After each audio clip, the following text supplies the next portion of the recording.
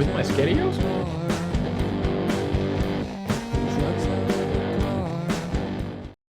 So yeah, I'm Hans. The Wall Street bitch is traveling right now, so he can't be with us, unfortunately. But maybe we could do this again another time. But yeah, our podcast is called The Baptize Machine, and the reason I reached out to you guys is because I feel like we somehow just got like 3,000 followers on Twitter out of nowhere one day after we interviewed the QAnon shaman. So I kind of just wanted to talk to you guys about like your process with podcasting and maybe get into like some conspiracy stuff, some stories and everything. But just some background on us is we're friends from, since we've been 13 years old and now we're in our 30s. So it's a similar background to you guys, I think. And then also we're called the Baptize Machine. It's not like a religious thing at all. It's just because when we used to smoke weed in the woods when we were in high school, we would say we were working on the Baptize Machine. And then one day the Wall Street bitch called me and he was like, dude, I finally have built the Baptize Machine. It looks like a jet ski and it runs on bricks. But yeah. I love it. So anyway, yeah, we usually like to start our episodes off if Joe, you and Ian want to like give yourselves a little introduction, background, and then we could kind of go from there with our conversation. Sure. Ian, do you want me to just kind of say how we got to this point? Just quick. Yes, go for it. So I'm Joe. That's Ian. We've known each other since we were about 5 or 6 years old. Nice. And we never really talked until high school. Like we went to the same school. We just never really connected. You just admired Ian, each other from afar. Sure. We'll go with that. To be fair, okay, so just to put a note to a point here is that we went to a very small elementary school. Mhm. There was 4 kids in my class. Oh my God. And there That was very about small. 7 kids in his. So it's not like we were, not aware of each other. It's kind of hard to miss each Yeah. other. And like we talked a few times, but it was like we never started like hanging out until high school. And I don't And was just Ian is weird. also a year older than me, so he was the grade above me, which I mean doesn't make that much of a difference. But he had his own best friend growing up. I had Mhm. my own, but both of our best friends ended up switching schools, and Ian and I stayed in the same school. So then we kind of connected through Nice. that. Where did you guys grow up? So we grew up in like dead center central Minnesota. Oh, Tiny okay. little Midwestern podunk town, population of about 4,000. Okay, so actually, technically, it's a conjuncture of 2 small towns. And the population of the one that I grew up next to had a population of 300. And then 15 minutes down the road was our bigger. And so those 2 schools just kind of merged back in the day. And my graduating class was still only about 64 people. So this is definitely one of those everybody knows everybody type of towns. That's pretty low, yeah. We grew up in New Jersey, but we're in Colorado now. I actually visited Minnesota for the first time in like, what was that? Oh, like Halloween weekend. I was in St. Paul, Minneapolis area. It's all right, yeah. Hey, that I think you got probably like a 0.5% taste of what Minnesota actually is. But good. I'm glad you've at least stepped foot in our little flyover piece of heaven over here. We went to a hockey game at University. What's the school there? Is it the University of Minnesota or the Grizzlies or no, that's Montana? The Gophers. Gophers, yeah, it was a Gopher game. That was fun. Yeah. Good old U of M. Yeah. So what is your guys' goal with your podcast? Like, we started out our podcast just like getting absolutely hammered and then recording episodes, and then one day like it was pre-COVID, maybe early 2020 or late 2019, we got John McAfee on the like McAfee antivirus. Like there's a couple documentaries about him, and then he ended up, I think he got killed in prison personally when he was in Spain, like kind of Epstein style. And that kind of helped launch us. So then, since then, we've just been trying to get like, we talk to people who have lots of followers or people who have none, or we'll just I'll like join like really strange Facebook groups about like people with like clown fetishes and like try to get them on to talk or something, So I'm just wondering like, are you hoping to grow more? Like, what what are some strategies and what's worked for you, if anything, so far? Because I know you guys are just starting too. So our big thing, we used to make videos together in high school, and then Ian joined the Marines, and then I went off, did Oh my own wow. thing. So we're kind of turning that into a podcast now, and we've been posting since about October. And I think right now the biggest thing for us has just been consistency, which I think we've been nailing pretty well. Mhm. We post every Monday and Thursday to YouTube, and That's pretty good. and now that we've been doing shorts, and now that I've actually been going through and making sure I do the shorts, we're posting 2 to 3 times every day if you count the shorts. Are you manually making all your shorts, or do you use like a app for that? I use CapCut on Okay. the computer, and that Yeah, I'm works curious. Yeah, really we well. use one called like Opus. It seems to be getting better like every month, but sometimes it just totally sucks. Yeah. Yeah, with Ian, did you serve overseas in the Marines, or? Yes, I did. Yeah. Well, Spent thank you so for your I service. appreciate it. Always appreciate the support. Yeah. Yeah, I joined in November of 2016, and I got out in late October, early November of 2020. In that time, I sort of had a what you might call out of the frying pan into the fire experience. I got done with all of my training and all that, and then roughly 4 months later, I was one of the lucky few who managed to get picked for a deployment over to Helmand Valley in Afghanistan. And Oh, we spent about geez. 6 months over there from the tail end of 2017 to April 2018. I heard Afghanistan is like gorgeous though, like as far as like mountains go, and like I mean obviously like politically and the turmoil there is terrible, Yeah, but like I heard like scenically it's a Little really iffy. pretty area. Like Yeah, no, the socio-political climate leaves something to be desired. But if you look at the natural landscape, no, it actually was quite pretty over there. Now, the one thing I will say is that geologically, the landscapes in the distance, we had this big, I call it could be a mountain, man, maybe mountain hill. It was uh-huh. way off in the distance from base, so you could see it every time, everywhere you walked, and it was like impressive. That wow, you could tell that that's a big object even for as far away as it was. But then the sad thing is that there was no green. There was no plants, no trees.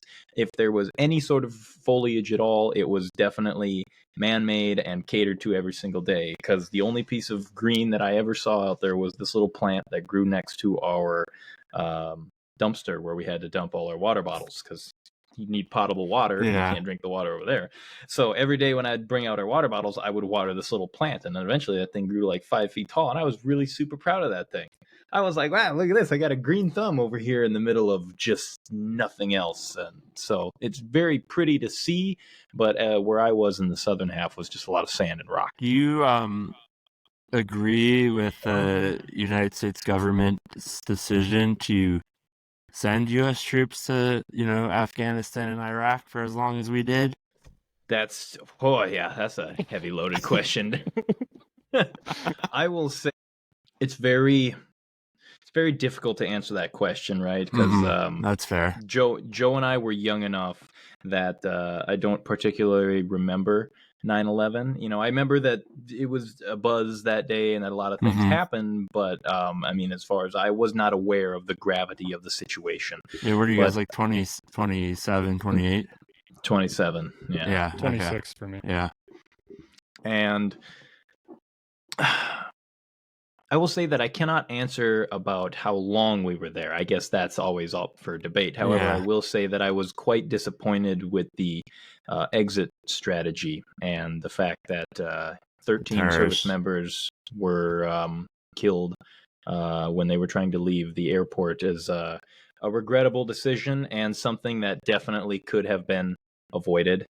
Yeah, and ISIS Personal opinion on my part, not affiliated with the Marine Corps, just going to throw that one out there for the legal aspect. ISIS kind of took back over too, right? Like once everyone left.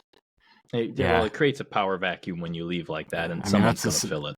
And that's the same thing that is happening in Israel now. So, yep, it sucks. War just sucks, I think. But yeah. Well, yeah, I know you guys wanted to talk about growing up in small hometowns and everything. So I don't know if you have any questions for me about Colorado or New Jersey. Actually, I grew up on like a 6-acre farm in New Jersey and had pet goats growing up. Okay. In like a Almost sounds up 200-year-old our alley. house. So people normally don't think, but that is also 30 minutes away from Manhattan. And I was Oh, in okay, so you I were was in Little yeah. different. Yeah, like I was in 4th grade during 9/11, and like, you know, a lot of parents in my town were people who worked on Wall Street, and actually Oh yeah. like a few parents of kids in my school passed away in the towers. It's kind of wild, yeah. That's Yeah. tough. I'm trying to think of a question off the top of the head. I don't know. Joe? Do you want to maybe start, and we'll just kind of describe briefly like the experience coming up in the middle of nowhere, and just kind of our journey as to how we got where we Also, where are. are you guys now? I guess because you're not together, so you're clearly in 2 different places. If you don't mind sharing. So for me, I'm now in Wisconsin. I'm kind of Okay. in the Eau Claire, Wisconsin area, roughly. Ian has stayed in the motherland of Minnesota. Okay. Yes. After I got out of the service, I drove back home and sort of I don't want to say bounced around jobs, but I've lived within driving distance, about an hour, 2 hours of my hometown. So definitely branched out, but stayed close enough to Are home. you're pretty close with your family then, or is that why? Is that what's I the would say draw? so, yeah. I mean, we usually winter times is snowmobiling and ice fishing. Summer is camping and four Nice. wheeling. So, oh yeah, Yeah, we I stay went ice busy. fishing for the first time in Montana this year. It was pretty fun. How was that? Did you get to hear the ice crackling? Yeah, and I was just surprised. We had like one of those really nice like big tents, and like the way it glows and lights up, that like blue light was pretty incredible. Yeah, I was Oh. not expecting that. I didn't catch a single fucking fish, but everyone else did. I did not have beginner's luck. Yeah. Sometimes that's just the nature of the beast out there.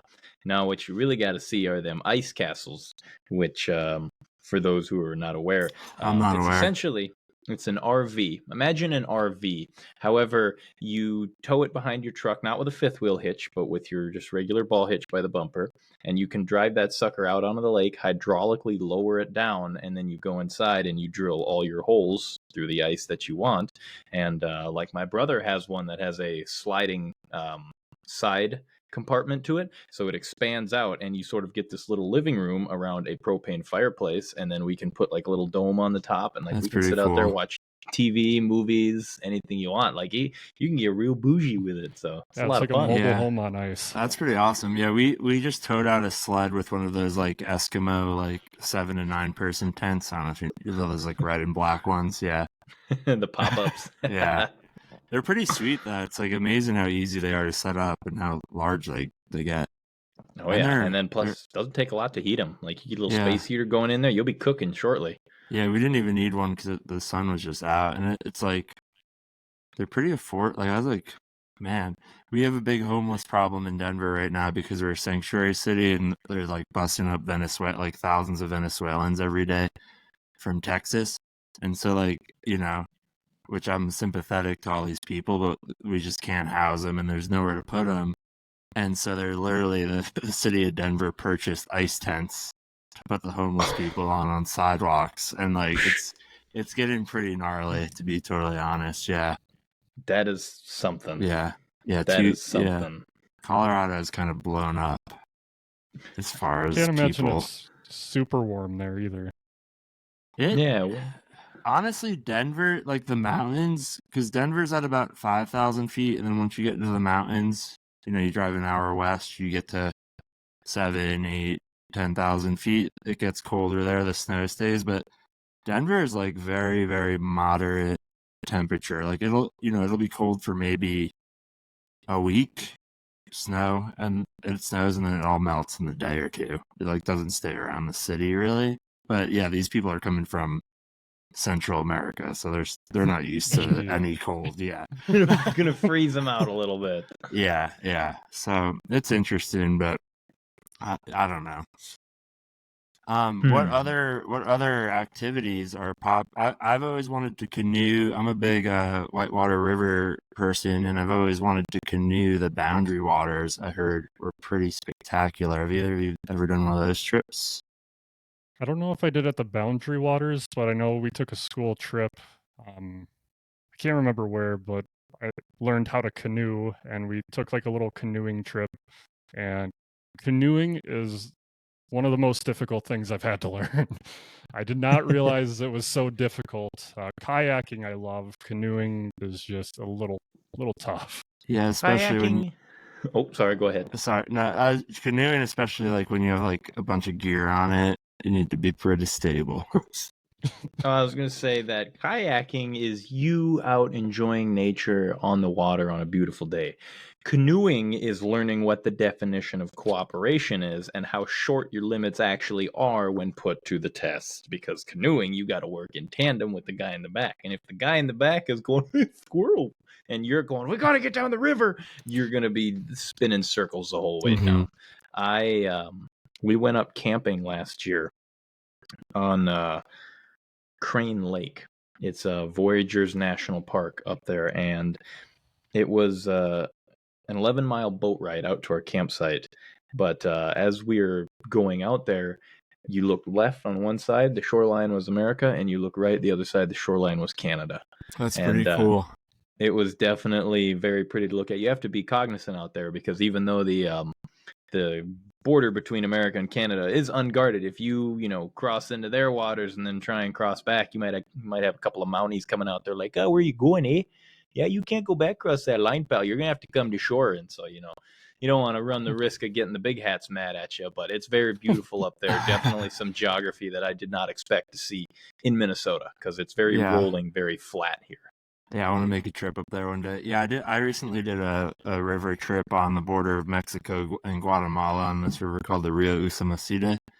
And we had to start like 50 kilometers north of where we were originally going to start the trip because the cartel had been kicked out of the town where we were going to start, and they were not allowing any outsiders in because the cartel had infiltrated the police in the town, and then the citizens of the town, citizens arrested the cartel, and then they just didn't want any tours in there to just regulate themselves. So we started north of the town, and then it was a 7-day, camping along the river trip. And as we're going down the river, the first 2 days, we just see the cartel people going in little motorboats as we're rowing our big rafts. These old wooden motorboats, like 2 cartel guys with old 22 rifles and 30 to 50 immigrants, bright orange PFDs, just bringing them north through the border. And then I just go to Mexico and come up. And it was wild. We had to have an armed support boat for 2 days. And then once we got to that actual rapids on the last 2 days, there was no one there because they couldn't take their wooden motorboats down it. And that's where we didn't need any protection or anything. It was yeah, I thought I was going to be in Mexico the whole time, but we ended up camping in Guatemala 5 out of 7 of the nights, which was interesting. It is international river water, similar to the Canada thing. Yeah, definitely kind of opens your eyes to how different everything operates outside, the borders of the USA. Things that you're like, oh my God, you would never see that back at home. You're out there just look at that boat full of people. Yeah, I think we live in the most comfortable country probably in the world. That's how I always put it. But so where else have you guys traveled much internationally? I mean, even Afghanistan, that's pretty wild. But I've been to a few different places. Yeah. Where else? Sorry, Joe. I don't mean to kind of yank the rug out from underneath you here. Oh, don't worry. Have you never left the country, Joe? So I went to Canada when I was fairly young, and then when I was 17, we almost left the country. We went to Puerto Rico, so I mean U.S. territory. Yeah, that's leaving though. When I went there was one thing that made me mad because I was watching my 18-year-old sister at the time have a drink up at the bar, but I was 17, so I couldn't drink. So I'm watching my underage sister drink, and I'm just sitting there wishing I had one. I mean, did they ID her in Puerto Rico? Because I feel like you're in Mexico, you don't get ID'd at all. I mean, even growing up, I'd go to New York City, they get the hookah bar and want to get ID'd, I think they did if you looked suspiciously young. Yeah. That's fair. But Ian, take it away. So I had, besides Afghanistan, just a snippet story for the funsies because I don't have any actual stories here. Is I did get to have my first legal beer in Germany because I turned 21 while we were in the sandbox, and when we were flying back, we stopped at some airport somewhere in Germany, and we had a 2-hour layover. And they told us, they said, if you are of age, you can get 2 beers. And so we went up there and we got to have some actual German beer for my 21st, which was kind of fun. But What is some what is the sandbox? That's like some military jargon, right? Yeah, so I guess I should clarify. The sandbox is sort of the colloquial term that refers to the Middle East, just because, Okay. we've been Yeah. playing around over there so long. Where'd you go? Oh, yeah, I was in the sandbox. It doesn't particularly matter where, Iraq, Yeah. Iran, Afghanistan, any one of them. It's all the sandbox. I was Okay. playing with my Tonka trucks in the sandbox. I saw I've not heard that videos one of your before. That's Tonka cool. trucks. Yeah. But some of the places I did get to spend time in was Okinawa, Japan, and Thailand a little bit. Oh, cool. Okinawa was a 7-month unit deployment program. Go ahead. I didn't mean to cut you off. Did you ever meet someone named Scott Turner there? Scott Turner not that I can recall off the top of my head. I had a buddy who was a Marine in Japan, probably around. It might have been earlier. It might have been like 2013 to. Something like around. See, that's when he started, I think, and then yeah. Yeah, so I was there from 2019 to 2020. I was actually over there when COVID started and all that fiasco. Wow. I was part of artillery, and Did they make you wear masks if you're like all in the same tank? Oh my god, it was so. It's like you want to talk literally about idiotic, yeah. Oh, it was pretty. So I was actually on ship when COVID hit. See, that sounds Okinawa brutal. was supposed to be a 6-month unit deployment rotation, meaning that I was stationed on Camp Pendleton down in California, and then what they do is they rotate units through the base that's out in Japan, so that way you don't have to be spend 3 years over in Okinawa. You just rotate through for 6 months, come back, and then your sister unit takes your place, and etc. So while I was there, we went out on a training exercise in Thailand, and we were coming back from that exercise, actually probably right around this time. Then we got the news that, hey, all of this quarantining and distancing in effect is going on. You guys are going to have to get masks the second you get off the ship, and then you had to wear them literally all the time until you got back into your room. Yeah, that's insane. Even once we got done, because this COVID extended our entire deployment by 1 month. So we spent about 7.5 months over there. And then once we rotated back to the States, we were told that we had to stay in our barracks rooms for 14 days to self-isolate before we could go back and join, the rest of the unit in the base. And what they meant by that was, how many people are in sorry to cut you off, but how many people are in a barracks room? Is that like just you alone, like solitary confinement, or is it like you can talk to a couple other dudes, So if you are a corporal and or below, which I was a corporal at the time, then you will have just one roommate. So it's you and one other dude in there. If you're a sergeant, then you can get your own room, but they might double you up if they're having like too many people coming in, a big influx. And these barracks were pretty big. I mean, it was probably 50, 60 rooms to a floor, and there were 4 floors on this thing. Okay. And so it was, there's quite a lot of people coming in because we had 4 batteries in our battalion.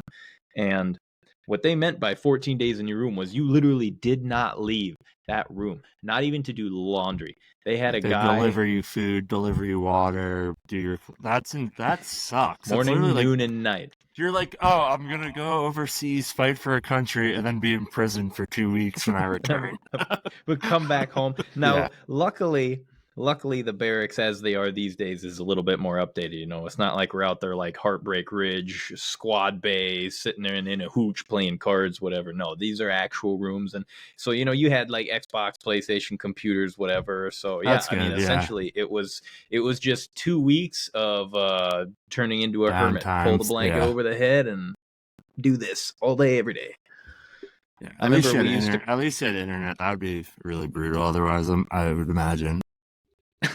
And oh yeah, it would definitely. And you know, I remember we weren't technically supposed to have contact with people outside, but you know, you'd always having a lot of friends, you know, you had friends outside of your unit, so you'd text them, you'd be like, "Hey man, I'm on quarantine right now. If I give you $60, can you go to the liquor store and just get me a handle of whatever you want?" And yeah, bro, I got you. And then they show up with like, you know, Jack and Coke or whatever your preference was, and then you'd be like, "Here, man, thanks." And then you just get hammered in the barracks room, and that's all you did for 2 weeks. That's crazy. Wow. I think during that time, I was working retail as a manager during COVID. And of course, I had cleaning supplies and toilet paper as my main thing. I'm like, man, this sucks. And then shortly after, like, Ian and I chatted for a bit. And he's like, yeah, I was stuck on a boat for 2 weeks. I'm like, you know what? I think I had it pretty good. Comparable problems. That obviously you can see the equal between those two. No, I was a middle school teacher at the time actually, and I was still charged with leading a like 4-night, 5-day river trip near Moab, Utah, on the Colorado River with 7th graders and like 2 other adults and 27th graders, and I was the lead person on that. And they're like, yeah, you don't have to wear masks on the boat, but we want you to wear masks when you're at the campsite and you're cooking and everything. It's like, what? We're already all together on the boat. Like at this point, like I'm just in. I'm gonna get COVID or not. Like let's just go for it. And so I did not follow the administration's rules with that on that camping trip. And of course, some of the kids were like, "It was awesome. We didn't have to wear masks the whole time." And I got in a lot of trouble. Yeah. The rule breakers were like, "Yeah, this is really cool," and then then they're the ones that end up getting you in trouble. Yeah, but I mean, it was worth it. Still, I'm still employable, so it's okay. You made a core memory for those kids. They'll enjoy that for the rest of their life. Exactly. Yeah, it's like everyone else's life sucked then. And yeah, what else do you guys want to talk about tonight? Any like how do you plan to grow your podcast? Because that's something we struggle with. I feel like we got to like 3,000 followers, and it like fluctuates between like 3 and 5,000, and I think like at least 2,000 of them are robots. I mean, it's entirely possible that it could be bots. I don't want to say it. I don't want to, make you feel bad, but it's a possibility. I'm aware. Yeah. I would say, at least for me personally, as far as growing the channel, I mean, Joe does a fantastic job of putting the videos together for us, and I think that as far as content creation goes, all we can do is really sort of put ourselves in that spot where, what's a trending topic? Have we covered it all? Is there a new thing that we can maybe get the jump on? Hey, is there a different way we can cut the video that might be more interesting? And all you have to do is just kind of hit these little boxes and then sit back and pray that the right viral video hits, and away you go. Like what we just had, Joe, with the Freebird video. Mm-hmm. I mean, that was really, we did nothing particularly different for that. It just had, I guess, Freebird was the ticket that was like, 7,000 people saw this. Oh my God, that's quite a bit different than what we're used to. Yeah, that was like John McAfee for us. Or we interviewed this one guy who was like a urine therapist, and he just like advocates for drinking your own piss, which was really weird. But then he got written up in like that like news syndication, the Daily Mail, like shortly after we interviewed him, which was kind of funny. So that helped us. But yeah, I think that's been our thing, is like just trying to connect with other people, and just no matter how weird their ideas are, just hear them out and like let them talk and see what they're saying. Yeah. One thing I really like that you guys do on Twitter, whenever I go on, I see you like replying to all these different people. And I think that's probably what we need to do next, is just start finding people, even if User we don't engagement. collab. Yeah, just it like does. talking, It does building take relationships. time. Yeah. Yeah, we did make. I mean, I don't know how many people will ever listen to this. So we do have a fake Twitter account. It's called Sarah Hart, and the Wall Street bitch just Googled like hot chick ass and then like pulled an image up and then made a Twitter for her. Nice. And she has as you do. She has like 5,000 followers. No other picture has been posted. Like this professional hockey player started like following her at one point. Like it's just like so ridiculous. Like men are idiots, man. Like it's crazy. And like people on the internet are just so dumb. It's insane. I can't decide whether that is a testament to the creativity of you two or a severe detriment to the state of internet online culture and interaction. And I feel like it's a toss-up between both, but I can't decide. Yeah, I think it's probably a combination of the two. Our society is fucked. That is pretty funny, you just make a fake Twitter with like a girl's boobs or ass and then just tweet your stuff. Probably blow up more. Just send that out. Yeah. I mean, hey, the kids like anime these days. We could throw some anime in there. Oh, I'm yeah, not, they do like not anime. opposed. See what our thumbnail artist can do. Draw the next one like it. Oh god, that would tickle me pink. Oh, that would make me chuckle. Yeah, you should do it. I think anime is pretty cool with the art and everything, but it's what really bothers me about it is it's just like like the kids do love it. It's definitely a learned taste, so to speak. I don't know, Joe, maybe you can attest to this. Growing up on the like Toonami in the early 2000s, I don't know if you ever watched much of that back then. No. The Toonami had what were some of those shows on there that were really good? Well, I mean, you had Avatar: The Last Airbender, and then you had Ben 10, and then you started moving more into, you get to the late night Adult Swim, and you'd have Cowboy Bebop, Outlaw Star, and some of that stuff coming on in the late night programming. And so I think some of that made it a bit easier to get used to anime right away. But I will definitely say that it is. I've never been willing to sit in a room where people could watch in on me watching it, or excuse me, could walk in on me watching it, if that makes sense. Yes, yeah, 100%. Yeah, totally. Like there are definitely shows I enjoy, and I'm like, wow, this is really cool. I enjoy this. I like this. However, I don't feel like I could explain it well enough to somebody who didn't know about it and walked in the room and caught me watching it at this moment. That just seems like a bit much. So I'm just gonna not tell anyone. I just recently got done with one, and the thing I love about it is it doesn't take itself too seriously. Like, it has a serious story, but it will just be dumb humor. And yeah, one I've heard good things about joke, that, actually. There's one ongoing joke in the show which is so dumb and why I can't watch it with like the kiddo running around, is there's one character, wherever she slips, all of her clothes fall off. And it just comes at random times, and there's no context to it any of the time. Just whoop, and they're gone. And I think that is probably definitively the worst thing about anime, is that there's some things that you can't explain, which I guess would be a testament to like the artistic creativity that you can take with anime. I feel like is a lot more than like maybe live action movies or even CGI, because like CGI and live action, you have to make it look somewhat believable.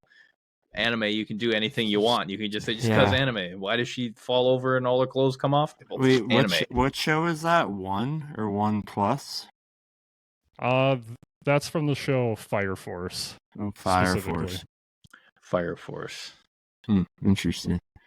Yeah, it's crazy. It is really, because I mean, I don't teach middle school anymore, but I did for years, and those kids like love it. And I feel like it's almost like softcore porn for prepubescent boys. Sometimes, depends Some on of the them show. definitely are.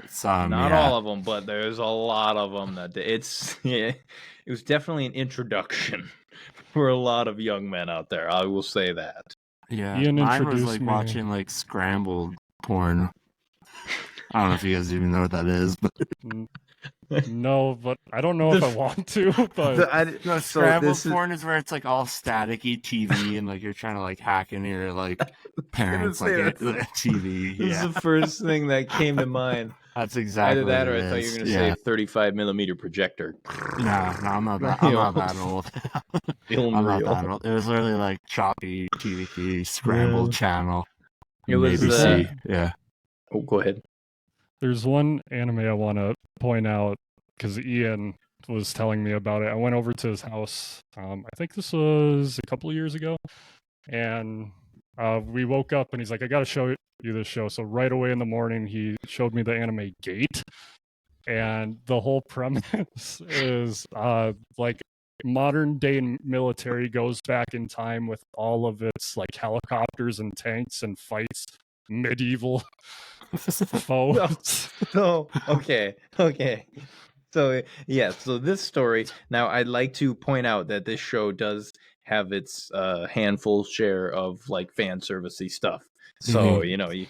as long as you can get past that, the rest of it's cool because it's Yeah. literally day Japan. This like warp gate opens up in the middle of downtown Tokyo, and all Okay. these medieval guys come through, and so they beat back the attack, obviously, and then they're like, "All right, we got to go see what's on the other side of this gate." And so they send their Japanese self-defense force through, and the main character is this lieutenant in this forward recon squad who has to go like find out what the heck's going on out here. But the first like 2 episodes are about how Japan established this base inside this gate, and the armies, these medieval armies from like 3 or 4 kingdoms, met up, and they're like, Mhm. "We have to drive out the invaders." They sent like 100,000 men, and every single time the shot would cut, and you'd see all their machine guns open up, and then all the tanks in the back would just boom, and they'd blow them to pieces. And so it was kind of like the actual age-old, oh, what would happen if you put modern military against medieval armies? And that was the whole thing that drew me into it. And then I got sucked into the rest of the story. So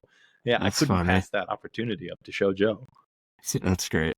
Where would you recommend you if you've never watched anime and like you have a little bit of trepidation to getting into it? What would be a good place to start as an adult?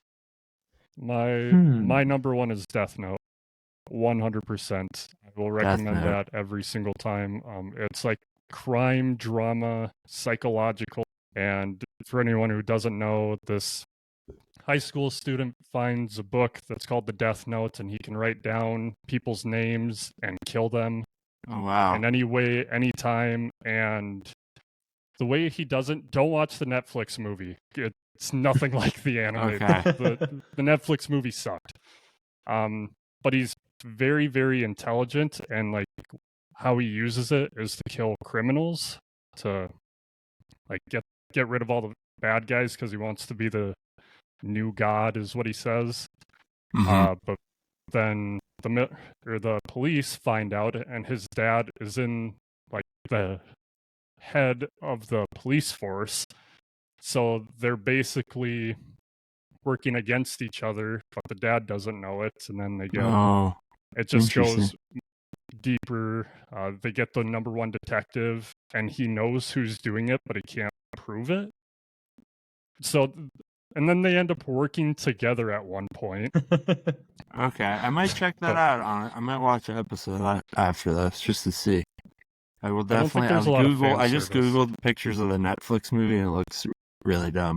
But It's really I'll dumb. watch the cartoon version instead. In the anime, like Light is the main anime. character, and he's super smart. But in the Netflix movie, Light is the dumbest dude I have ever met in my life. Okay. Ian, what about you? Would you agree with that, or would you have a different recommendation? Now, I would say, so a recommendation for me in a general sense, because I have not seen this one either, but Cowboy Bebop is That's a good one. supposed to be really I good. have heard of that, but have not ever watched it. And older animations, Cowboy Bebop is from I think it's from the late 90s. It's the I late feel like 90s. that was on like Adult Swim or like Yep. late night It used to be. Nickelodeon or something. Yeah. Older animes have a bit more of a serious tone to them, and they tend to take themselves a little bit more seriously. So for people looking for a really good story, I would start there. But a modern day one that I would actually give a good recommendation to is Demon Slayer. Demon Slayer. has I've a heard good things. fantastic art style. Essentially, a young boy, Tanjiro, comes home one evening to find that his entire family has been killed by this demon. Demons roam among the earth, and regular people don't notice and do not know that. They assume that demons are folklore or whatever. And Tanjiro finds that his sister is somehow still alive, and so when he's trying to take her to the hospital, she transforms into a demon herself because she's been sort of follows the vampire rules. You get bit or you get hurt and you turn. And normally demons attack any human on sight. Well, for some reason his sister does not. And so he vows to take this journey to join the Demon Slayer Corps to figure out how to turn his sister Nezuko back into a human. And there are some wicked villains that are in this story. I mean, there is what is it? There's one, she's a lady. Her demon has this spider archetype thing going on, and she kills her victims by spider webs through this forest that she controls with her fingers, and then she like yanks back and she'll like break all your bones, twist your head around. But it's pretty wild. It's got some gruesome stuff in there, and I would say that's a fantastic recommendation for a good story. But I would definitely start with Cowboy Bebop just to get the feel for it first. I think I'm gonna watch one episode of each and then see if what I like the most, and then continue if I like it. With Cowboy Bebop, I just want to add, I've only watched the first like 4 or 5 episodes. Like so far, there's like no fan service. So if you don't want that, perfect. And it's just about bounty hunters going after guys, and it's very relaxed, but also. What do you mean by fan service? Like basically, fan service, half-naked women. Oh, okay. Or half-naked people. You know how they always have those very conspicuous shots from like behind the woman at the perfect angle where she's got, half of the goods hanging in the screen as you're looking at the guy talking? That's fan service. It's essentially deliberately showing off some, but not the whole thing. Yeah. Got it. Interesting. Huh. It's like you said earlier, softcore. Would you guys like would you date a cartoon if they could be real? Like, 'cause think about it. Like we're not that far from it with AI and robots being built. Like they might be able to design I'm gonna come home like Ryan Gosling at the end of Blade Runner. Characters. So would you date a robot that looked like an anime character? I'm literally gonna turn into the Ryan Gosling meme. Like, you look lonely. I can fix that. Please get away from me. Like, I'm gonna come home and at the end of the day, she'd be, "Oh, honey, I made you dinner," and it's that like freaking hologram meatloaf, and I'm like, "Oh, my favorite air." I'll take that as a no. I think okay. I would just say that AI going where it's going, I can see how that would happen. Not for me. Joe, go ahead. My fiance would not like it, so we're gonna go with a no. She's not polyamorous. It's just wires and circuitry and ones and zeros. It's technically not another human, so you might be able to negotiate that with her. I never thought about it that way. If that's so, why are the ones and zeros arguing with me about the goddamn laundry? It's just like, if she would like you, if she'd let you have a fleshlight, why couldn't you have an anime robot? You're only going one step. We can go back. Maybe a couple. maybe a couple steps. That's funny. Good times. But yeah, I know you guys normally only do like 20, 30-minute episodes. We're at 44 minutes. It would be great to do this again when the Wall Street bitch is back in town too. But any other questions for us or things you want to cover before we wrap up tonight? I guess my question for you guys, how did you guys get started, and like what inspired you to start a podcast? Yeah, I think we were roommates at the time, and now we still live pretty close together, which is nice. So I think we got started like right before COVID, because we were just like, we need something to do. And then once COVID hit, we really got into it. And then we actually took a break for about 2 years because I was living out in Western Colorado and just not really looking at screens at all for a couple of years. So Right. I I kind of disconnected from the world, and then I moved back to the Front Range, which would be like the Denver area. They call the Front Range, like the suburb, like where all the suburbs are. And we reconnected and just started to resume the podcast, and we've been lucky to make connections with people like John McAfee, who unfortunately, like, I think our guests that we've had on have really helped us grow the most. So that would be like a suggestion, is just try to reach out to interesting people you can interview. Like, even just people like one time I interviewed this dude who was just like a miner that shut down all these mines in Colorado, which was like really fascinating. But then also it's like we interviewed a guy who drinks his own piss, or we interview a lot of like crazy Republican conspiracy theorists. Like, we've had the QAnon shaman on. We've had like storm the Capitol on January 6th. Yeah. And people, and like that's where we got our first haters, because people are like, "Why are you platforming this guy?" But it's like, well, we're not he really. still has Like, he's gonna talk to someone, like, if not us. Like, he still has a piece to say. It's interesting. Yeah. You're kind of catching different slices of life. Yeah, I like and that. I He's feel like gonna once you get get the- your first haters, that's when you know you're doing okay. Nice. We did get one guy who had a snarky comment. We posted a short about like Ian. We do quotes at the end of every episode, and Ian took one from the Call of Duty death screens.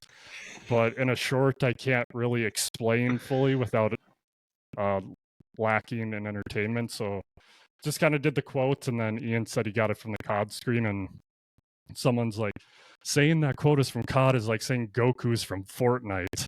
So then I went in the comments and kind of explained, like, hey, like, this is the context. And then he replies back, horse, penis, and balls. I'm like, oh, We've classy. got a troll, and it classy. was like, wonderful, nice. And then, Ian, you sent a paragraph explaining the quote. I literally as went well. onto Wikipedia and just copied and pasted the text because I felt like being that guy. That's I awesome. was like, you know what? I'm gonna be cheeky too, and I'm just gonna copy and paste the text for funsies. I had a question. What was it? Words escape me at this moment. I know what it was. All right, I have tiered. 2 dogs right now, and one is just farting like crazy. So I got like 5 minutes, so I need to let him out. But yeah, let's go. Fair enough. All right. Well, quick first one. You're gonna do a short answer. How in the heck did you guys get John McAfee on? And second, the bigger one was what provoked the decision to move from the East Coast out in Jersey out to Colorado? All right. Yeah, so John McAfee, he's dating, his wife is in that documentary that's on Netflix. I forget the name of it right now, but her name's Janice. And she was like his wife at the time, black lady who's like a prostitute that he ended up marrying. And so we DM'd her on Twitter, and then she set up the interview with him. And like at the time we had like 50 followers on Twitter, and he just agreed to it because he was taking like every interview. And then literally like a year later he died. Or he got arrested in prison and then killed himself. And he was like big into crypto at the time, and he had a tattoo on his arm that said Schwack coin. And he's like, if I ever kill myself, it wasn't me. I got whacked. Like, I got whacked off. And so, I mean, he was a pretty nutty dude, but also I don't, like, Wall Street Bitch thinks he killed himself in prison. I think he got like I don't believe Jeffrey Epstein killed himself. I think he got kind of like Epstein because he had some shit on some people. Right. I remember when all that was going down too. Yeah. So that's just kind of that's why I was curious. Like, how the fuck did you guys get him on there? I remember what he was going through. Like, it's literally just like lucky. Like, like we've also had this guy Dr. Steve on a couple times, who he used to be on the Opie and Anthony show, which is like a nationally syndicated radio show, kind of like level below Howard Stern, and he has the longest running syndicated radio show on Sirius XM called Weird Medicine, where he just answers like any weird medical, like a dude will be like, my penis is retracted in my body and I don't know what's going on, and then like he'll answer like that question, it's like super funny, like but he's a legit doctor. And so it's just been like we're hoping to get like a Hollywood like plastic surgeon, like a butt lift specialist on or something, and just like talk about that would be good. So like just thinking about like weird niche things like that. Gotcha. Yeah. Okay, that's where that idea comes from. Because I remember scrolling through the channel a little bit, and I was like, a lot of people, you can look at like their videos and the thumbnails, right, and you can just kind of guess like generally, what to expect when you meet the guy. And like I was looking through yours, and I'm like, political discussion.